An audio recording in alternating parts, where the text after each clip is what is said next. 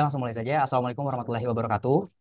Kami dari kelompok 6B dengan mata kuliah Perlindungan dan Kesehatan Hutan. Di sini kami akan mempresentasikan hasil kerja kami, infografis mengenai gangguan biotik pada pohon nangka, nama ilmiahnya yaitu Artocarpus heterophyllus, yang berada di Wisdom Park. Nah, sebelum itu, eh, perkenalkan nama aku Benny Dwi Caniago. Aku sebagai ketua dengan NIU aku 5338846. Perkenalkan, nama aku Aklin Tarita Diva dengan NIU 5444078. Perkenalkan, nama aku Ardelia Arardani, NIU 5433733. Perkenalkan, nama aku Diska Febrianti dengan NIU 5433783. Perkenalkan, saya Klesia Betologin dengan NIU 5355375. Perkenalkan, nama saya Eduardo Nur Indriana dengan NIU 5445586. Perkenalkan, nama aku Zaki Faturrahman dengan NIU 5455059. Perkenalkan, aku Anissa Muzia Benar Aini dengan NIU 33415. Perkenalkan, saya Atalia Krististra Putri Wijaya dengan NIU 5453447. Oke, langsung aja.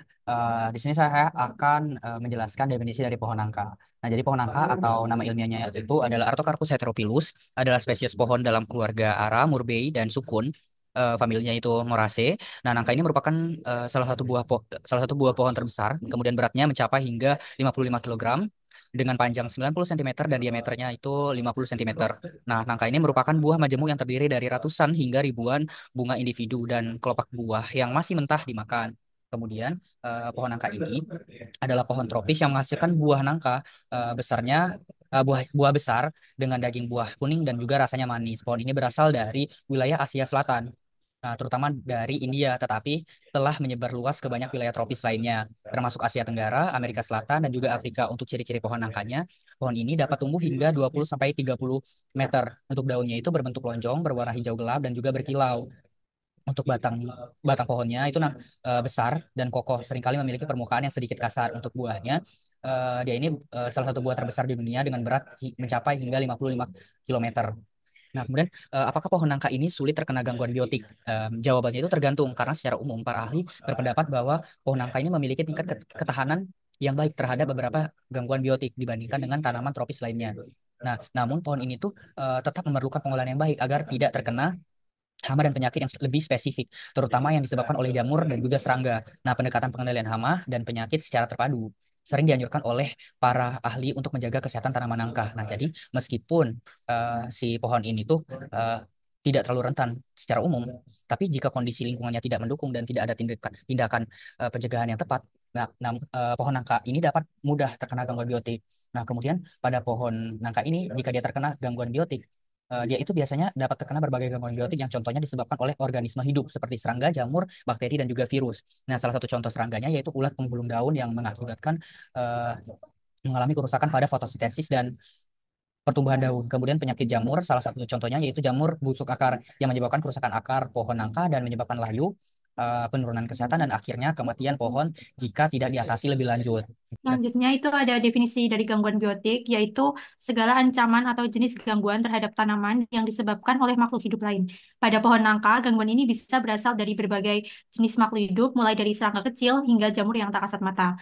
Mereka menyebabkan kerusakan pada berbagai bagian tanaman, mulai dari akar hingga buah yang berdampak signifikan pada produktivitas kualitas tanaman. Adapun pengertian lain dari gangguan biotik yaitu interaksi atau proses yang melibatkan organisme hidup yang dapat mempengaruhi struktur, komposisi, dan fungsi ekosistem. Gangguan ini dapat berasal dari berbagai jenis interaksi antara spesies, baik konteks positif maupun konteks negatif. Yang selanjutnya itu ada faktor-faktor gangguan biotik. Yang pertama itu ada hama, itu contohnya itu ada serangga, tungau, nematoda. Yang kedua itu ada gulma, contohnya itu teki-tekian, pakis-pakisan, dan putri malu. Yang ketiga itu ada patogen, contohnya itu jamur, bakteri, dan virus. Dan di sini saya akan menjelaskan hama. Hama adalah organisme yang dianggap merugikan bagi tanaman, hewan, atau manusia. Biasanya, hama ini dapat menyebabkan kerusakan, menurunkan kualitas, atau mengganggu produktivitas. Hama seringkali berupa serangga, tetapi bisa juga berupa organisme lain seperti tungau dan nematoda. Apa sih tungau? Tungau adalah arcanida, keluarga laba-laba, yang sangat kecil dan seringkali tidak terlihat tanpa mikroskop. Mereka dapat hidup di berbagai lingkungan, termasuk tanah, daun, dan kulit tanaman. Tungau dapat menyebabkan kerusakan pada tanaman dengan menghisap cairan seluler yang mengakibatkan penguningan atau bahkan kematian bagian tanaman. Nematoda adalah cacing mikroskopis yang hidup di tanah, air, atau sebagai parasit di dalam organisme lain. Mereka dapat menyerang akar tanaman dan menyebabkan kerusakan yang serius. Nematoda seringkali menginfeksi akar dan mengganggu penyerapan nutrisi. Tempat hidup hama seperti serangga tungau dan nematoda biasanya hidup di tanah dan daun dan batang dan akar. Mereka dapat bertahan hidup di lingkungan ini karena satu, ketersediaan makanan. Mereka memiliki akses ke jaringan tanaman yang kaya nutrisi. Yang kedua, suhu dan kelembapan. Kondisi ini mendukung siklus hidup dan reproduksi mereka. Yang ketiga, perlindungan. Daun dan tanah memberikan perlindungan dari predator dan kondisi lingkungan yang ekstrim. Dampak terhadap hama dapat menyebabkan berbagai dampak negatif pada pohon, seperti kerusakan fisik, menghisap getah, atau merusak jaringan yang mengurangi kesehatan tanaman. Dan penyebaran penyakit beberapa hama dapat menjadi vektor untuk penyakit tanaman. Penurunan pertumbuhan akibat kerusakan, pohon mungkin tumbuh lebih lambat dan menghasilkan buah yang kurang berkualitas. Dan di sini saya akan menjelaskan keuntungan dan kerugian. Keuntungan pohon, sumber nutrisi. Pohon menyediakan makanan, oksigen, dan habitat bagi berbagai organisme. Dan ada keberagaman hayati. Menjadi rumah bagi banyak spesies. Kerugian hama, kerugian ekonomi. Kerugian yang ditimbulkan bisa mengakibatkan kerugian bagi petani.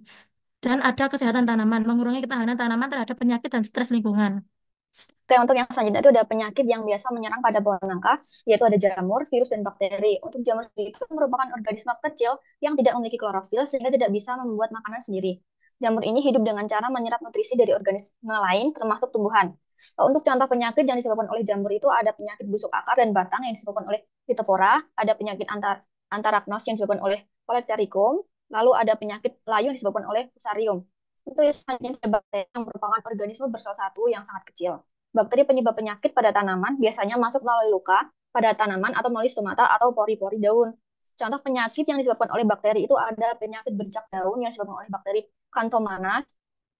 Untuk yang selanjutnya itu ada virus. Virus merupakan partikel yang sangat kecil dan hanya bisa bereproduksi di dalam sel hidup. Virus yang menginfeksi tanaman akan mengganggu proses metabolisme sel tumbuhan.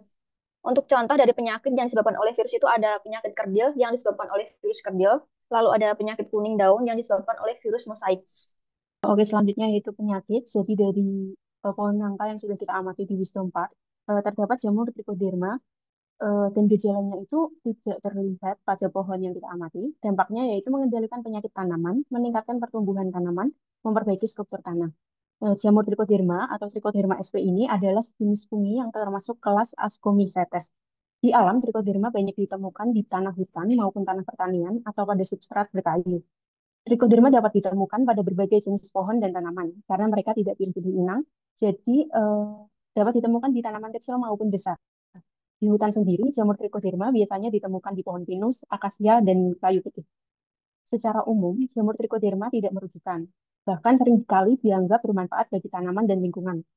Dalam dunia pertanian, trichoderma dikenal sebagai agen biokontrol alami yang membantu melawan patogen tanaman, meningkatkan kesehatan tanaman, dan mempromosikan pertumbuhan. Trichoderma dikenal mampu mengendalikan patogen jamur lainnya seperti Fusarium, Rhizoctonia, dan Phytophthora yang sering menyebabkan penyakit tanaman. Trichoderma ini menghasilkan enzim yang menghancurkan dinding sel patogen dan mengurangi penyebaran penyakit. Namun ada beberapa kondisi yang sangat spesifik di mana trichoderma dapat menimbulkan masalah. Misalnya, trichoderma bisa berkompetisi dengan mikroorganisme bermanfaat yang lain di dalam tanah. Jika terlalu banyak, trichoderma bisa menurunkan keberagaman mikroorganisme tanah, tetapi hal ini tuh sangat jarang terjadi. Trichoderma yang ada pada pohon nangka yang kita amati, kemungkinan besar ada di sana karena berperan sebagai agen biokontrol alami. Jamur ini dapat membantu melindungi pohon dari infeksi jamur patogen lainnya yang mungkin menyerang batang. Jika pohon mengalami luka, baik karena pemangkasan atau kerusakan fisik, trichoderma dapat tumbuh pada area yang terluka dan membantu melindungi pohon dari serangan patogen yang lebih merugikan. Karena sifat yang tidak mengganggu, trichoderma pada tanaman cukup dibiarkan saja. Namun apabila menimbulkan kerugian dan diperlukan untuk mengurangi dominasinya, dapat dilakukan pengendalian dengan cara menggunakan fungisida, mengontrol kelembapan, atau juga dapat menggunakan agen biokontrol yang lain. Nah, teman-teman, dan ini merupakan dampak pada jamur pada trichoderma terhadap pohon nangka, yaitu sebagai mengendalikan penyakit tanaman dan meningkatkan pertumbuhan tanaman. Hama yang terdapat pada pohon yaitu hama semut dan tidak memiliki gejala, dan dampak yang terdapat adalah sebagai kerusakan tunas dan daun muda, karena semut melindungi kutu daun yang hidup pada tunas dan daun muda. Kemudian kutu daun menghisap cairan tanaman yang menyebabkan daun menggulung, menguning, dan pertumbuhan terhambat. Berikut cara pengendalian hama semut, yaitu pengendalian kutu daun, pemangkasan, sanitasi, penggunaan perangkap, penggunaan bahan alami, dan pengendalian biologis. Oke, di sini saya akan menjelaskan untuk cara pengendalian hama penyakit. Pertama itu ada pencegahan. Pencegahan dibagi menjadi tiga, itu yang pertama memilih jenis tangkal yang tahan terhadap hama dan penyakit, lalu ada pemangkasan secara teratur, lalu yang terakhir ada berikan pupuk sesuai kebutuhan. Untuk mengendalikan hama dan penyakit pada pohon, penting untuk terlebih dahulu mengetahui jenis hama dan penyakit yang biasanya menyerang tanaman ini. Saya asumsikan berdasarkan identifikasi yang dilakukan pada nomor satu, ada dua jenis masalah yang umum yang mungkin terjadi. Yaitu yang pertama ada hama penggerak batang atau bisa disebut Bathysera rufomaculata. Untuk cara pengendaliannya yang pertama yaitu ada pemangkasan, yang kedua ada insektisida, lalu yang ketiga ada pengendalian biologis. Untuk cara kerja, inseksida sistematik bekerja dengan diserap oleh jaringan tanaman dan disebarkan melalui aliran getah sehingga hama yang menggerogoti batang akan terpapar racun tersebut. Lalu ada pemangkasan untuk menghentikan penyebaran larva hama ke bagian lain dari pohon. Lalu yang kedua ada penyakit jamur trichoderma.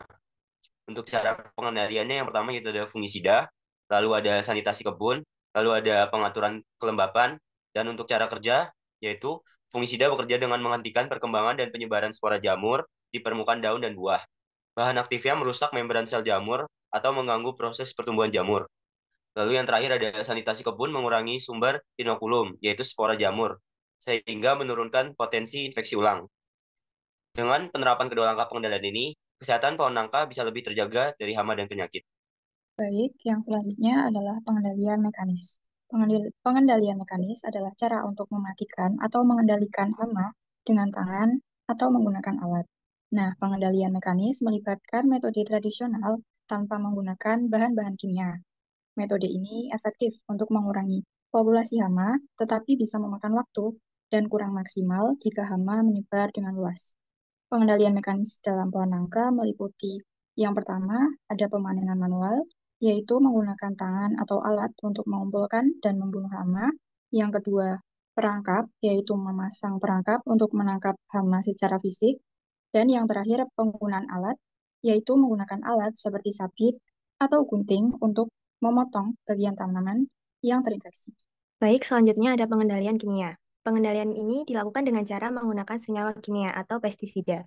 Para ilmuwan melaporkan bahwa organisme penyebab penyakit dari pohon nangka berasal dari spesies Rhizopus artocarpi dan Rhizopus lainnya. Senyawa kimia yang digunakan seperti campuran bordek dauk. Campuran ini merupakan campuran dari tembaga sulfat, kapur, dan air. Selanjutnya ada tembaga hidroksida dan tembaga oksiklorida. Lalu cara penggunaan senyawa kimia ini dengan disemprotkan ke pohon nangka atau ke area yang rawan terkena hama. Sebelumnya, pastikan mengetahui aturan pemakaian pestisida ini, seperti dosis dan waktu penggunaannya. Baiklah itu saja teman-teman yang dapat kami jelaskan. Selanjutnya saya akan memberikan kesimpulan dari infografis mengenai gangguan biotik pada pohon nangka di Wisdom Park ini. Jadi kesimpulannya itu pada pohon nangka yang kami amati ini adanya jamur trichoderma dan juga semut. Nah, untuk jamur trichoderma ini dia tidak merugikan si pohon nangka ini, namun dia memberikan efek positif. Seperti dia dapat mengendalikan penyakit tanaman, kemudian meningkatkan pertumbuhan tanaman dan juga memperbaiki struktur tanah. Nah, untuk semut itu sendiri, dia termasuk hama karena si semut ini dapat merugikan si pohon nangka tersebut. Contohnya itu dia dapat merusak buah, kemudian penyebaran penyakit dan juga gangguan proses penyerbukan. Baiklah itu saja penjelasan dari kami. Selanjutnya, ini slide kedua. Ini adalah foto-foto yang kami ambil dari lokasi.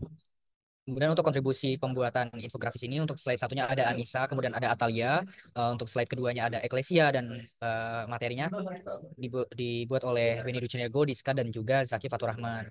Dan juga untuk kontribusi pembuatan video singkat itu ada yang membuat konsepnya itu ada Beni, Adelia, Aklin, Diska, Zaki, dan Eduardo. Untuk editornya itu sendiri ada Adelia, Aklin, kemudian Eduardo, dan materinya dibuat oleh Beni Duceniago, Diska, dan juga Zaki. Nah, untuk presentasi ini Materinya dibuat oleh Beni, kemudian presenternya Beni itu menjelaskan definisi pohon nangka, kemudian Anissa itu menjelaskan tentang pengendalian hama penyakit, Ardelia itu menjelaskan faktor-faktor gangguan abiotik, kemudian Atalia menjelaskan pengendalian hama penyakit, Aklin juga menjelaskan tentang pengendalian hama penyakit, kemudian Diska menjelaskan faktor-faktor gangguan biotik, Zaki juga menjelaskan pengendalian hama penyakit, Eklesia menjelaskan tentang jamur trichoderma, dan Eduardo itu menjelaskan tentang hama semut. Baik, itu saja yang dapat kami sampaikan ya teman-teman.